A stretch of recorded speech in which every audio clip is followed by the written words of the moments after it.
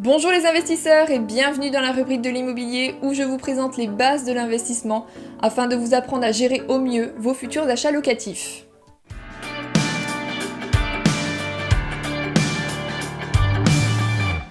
Je suis Delphine et cette semaine je vais vous parler d'un rapport émis par le Comité d'Action Publique 2022 qui a été publié en juin 2018, plus précisément connu sous le nom de CAP 2022. Ce rapport fait débat et je vais vous détailler concrètement ce qu'il en ressort. Je vais commencer par vous détailler les préconisations émises, mais également vous expliquer les impacts et les évolutions que cela pourrait entraîner. Il faut savoir que le secteur de l'immobilier est un secteur en perpétuel mouvement et qu'il faut être à l'écoute de l'ensemble des réformes afin de vous adapter au mieux. Avant de commencer, je tenais à vous rappeler l'ensemble des dispositifs fiscaux mis en place dans un tableau simple afin que vous me suiviez dans l'ensemble des explications données. Je vous invite à y revenir dès que vous le souhaitez afin que vous compreniez au mieux l'ensemble des explications données dans cette vidéo. Concernant ce rapport CAP 2022, il est important de noter que ce comité a été mis en place par notre Premier ministre afin de préparer la prochaine mandature présidentielle en 2022. Il faudra donc attendre cette date afin de voir si les choses évoluent effectivement. Alors, que dit ce fameux rapport ? Dans celui-ci, il est préconisé l'établissement d'un cadre juridique et fiscal pérenne pour l'investissement locatif privé. Ce qui veut tout simplement dire que certains dispositifs fiscaux coûtent cher et qu'il faut faire des économies publiques, quitte à en annuler certains. Il est d'ailleurs indiqué plus bas dans le rapport que certains régimes d'exception fiscaux favorisent plus les rentes des propriétaires immobiliers que l'augmentation de l'offre immobilière. Alors, qu'est-il prévu à cet effet ? En 2022, il est préconisé la suppression de 2 régimes d'exception, à savoir tout d'abord le Pinel. Pour ceux qui ne connaissent pas ce dispositif, ce dernier a été instauré en 2014 et permet de bénéficier d'une réduction d'impôt pouvant aller jusqu'à 21% du prix d'un bien immobilier acheté neuf étalé sur 12 ans. Un des objectifs de ce dispositif était de faciliter l'accès au logement des foyers à revenus modestes qui peinent à se loger dans les zones dites tendues en raison des prix trop élevés des loyers. Ces zones, dites tendues, sont des zones comme Paris, Lille, Lyon, très peuplées, souffrant d'un manque de logement, et cela a pour conséquence que quand vous achetez un bien en Pinel, le prix d'achat est souvent plus élevé par rapport au prix du marché. Ce dispositif est en effet coûteux pour l'État français, et n'est d'ailleurs pas si efficace, car les investisseurs Pinel ne peuvent pas faire entrer n'importe quel locataire dans leur logement, et doivent respecter un barème avec des conditions de ressources. Selon les experts, l'absence de contrôle sur les conditions de ressources des locataires justifierait cette inefficacité. Mais le Pinel n'est pas le seul régime amené à disparaître. La location meublée non professionnelle, ce que l'on appelle couramment le LMNP, est lui aussi menacé. Ce dispositif, utilisé pour de la location meublée comme son nom l'indique, est en effet avantageux, et vous entendrez souvent parler de niche fiscale pour ce dernier.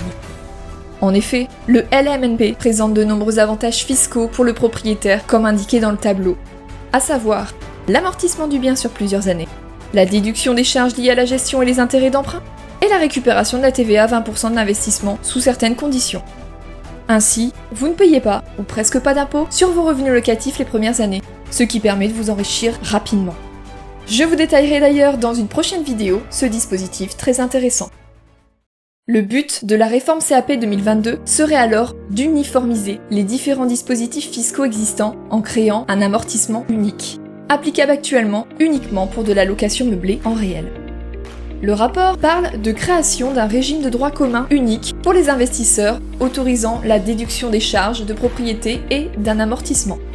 Donc même si le LMNP venait à disparaître, il existera un nouveau régime neutre que tout le monde pourra utiliser, avec pour base l'amortissement, qui est un principe comptable qui vous permettra de déduire une fraction du prix du bien dans votre imposition. Il faut savoir que ce régime ne prévoit actuellement que 2 déductions possibles, les charges de propriété et l'amortissement du coût de l'investissement. Le rapport ne détaillant pas plus précisément ce nouveau dispositif, il faudra encore être patient avant d'avoir plus de détails, notamment ce qui concerne la déduction des travaux. Le rapport prévoit également l'interdiction de l'imputation des déficits fonciers sur les autres revenus catégoriels. Il resterait ainsi imputable uniquement sur les bénéfices fonciers ultérieurs. Ce qui veut dire, actuellement, comme indiqué dans le tableau que je vous ai présenté au début de la vidéo, le déficit foncier fait partie des régimes fiscaux pour la location nue. Il permet de déduire les charges, notamment liées à la rénovation des biens immobiliers anciens. Si les charges sont lourdes, que ce soit des travaux ou de la rénovation, ce dispositif permet de créer ce que l'on appelle un déficit foncier, pouvant aller jusqu'à 10 700 € sur la catégorie des revenus fonciers. Pour vous donner un exemple concret, imaginons un propriétaire qui perçoit 15 000 € de loyer en revenu brut en année N, et que ses intérêts d'emprunt s'élèvent à 18 000 € et ses autres charges déductibles à 20 000 €. Pour calculer le déficit foncier, il lui suffit de prendre le loyer perçu à l'année, soit les 15 000 € et d'y déduire les intérêts et charges déductibles, soit moins 18 000 et moins 20 000 €. Vous obtenez à la suite de ça un total de déficit foncier de 23 000 €. Seulement, ne peuvent être déclarés que 10 700 € chaque année en déficit foncier, le reste sera donc reporté sur les années qui suivent. Aujourd'hui, ce déficit foncier participe à la baisse de votre impôt sur le revenu à payer, car les revenus fonciers, quand vous déclarez vos revenus, font partie de ce que l'on appelle votre revenu global, qui inclut à la fois les revenus fonciers et les autres revenus, comme par exemple votre salaire, les prestations sociales ou familiales, les pensions de retraite, etc. Par conséquent, plutôt que de vous retrouver avec une charge supplémentaire sur votre impôt, grâce au déficit, vous allez à l'inverse profiter d'une baisse de ce dernier. Cependant, il est préconisé dans le rapport que cela ne serait plus possible. En effet, il est prévu que la déduction des charges ne serait possible que sur les revenus fonciers et non sur les autres revenus imposables. Ce qui veut tout simplement dire que les revenus fonciers ne seraient plus inclus dans le revenu global comme indiqué précédemment et seraient indépendants des autres revenus. Vous ne pourrez donc plus par conséquent espérer diminuer votre impôt global grâce à ce dispositif de déficit foncier. Mais ce n'est pas tout, le comité vient également toucher aux intérêts d'emprunt. Il est en effet préconisé l'interdiction de l'imputation des intérêts d'emprunt dans le revenu imposable. Comme indiqué, quand on fait un achat immobilier, on peut déduire les intérêts d'emprunt, et c'est le cas actuellement si vous faites de la location nue ou meublée en réel. Pour rappel, cela ne s'applique pas pour le régime micro-BIC ou micro-foncier, les intérêts d'emprunt étant déjà pris en compte dans les 30 ou 50% d'abattement forfaitaire. Cette notion d'intérêt d'emprunt déductible viendrait totalement à disparaître, et donc vous ne pourrez plus les déduire de votre imposition. Enfin, en dernière mesure, il est prévu l'élargissement du régime micro-foncier. Comme vu sur le tableau, ce régime ne s'applique qu'en cas de location nue.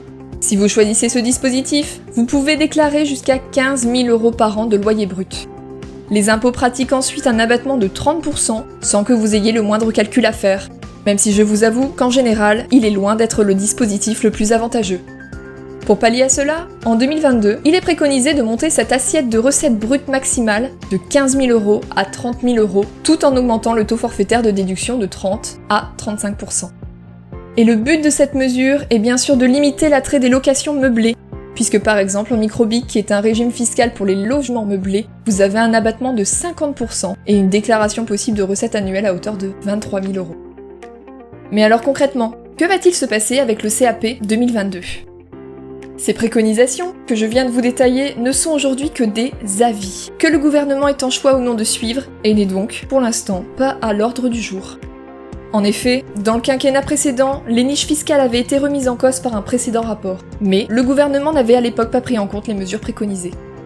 Le rapport CAP 2022 pourrait en effet impacter grandement les régimes fiscaux et le statut des investisseurs immobiliers, puisqu'aujourd'hui, notre pays a besoin d'économiser. Mais rassurez-vous, si le rapport CAP 2022 venait à s'appliquer, il y aura comme toujours des mesures de transition lors de sa mise en place. Il faudra donc rester vigilant et attendre que les futures lois de finances mettent en place ou non ces préconisations. Et je ne manquerai pas de vous tenir informé chaque semaine dans la rubrique de l'immobilier. Gardons donc en tête que l'arrivée de cette nouvelle réforme va dans le sens d'un amortissement pour tous, et qu'en attendant, il ne faut pas se priver d'investir dans les régimes fiscaux actuels. C'est tout pour cette semaine, merci d'avoir suivi cette vidéo. N'hésitez pas à me faire part de vos remarques en commentaire, à laisser un petit pouce bleu, à vous abonner et à partager cette vidéo sur les différents réseaux sociaux.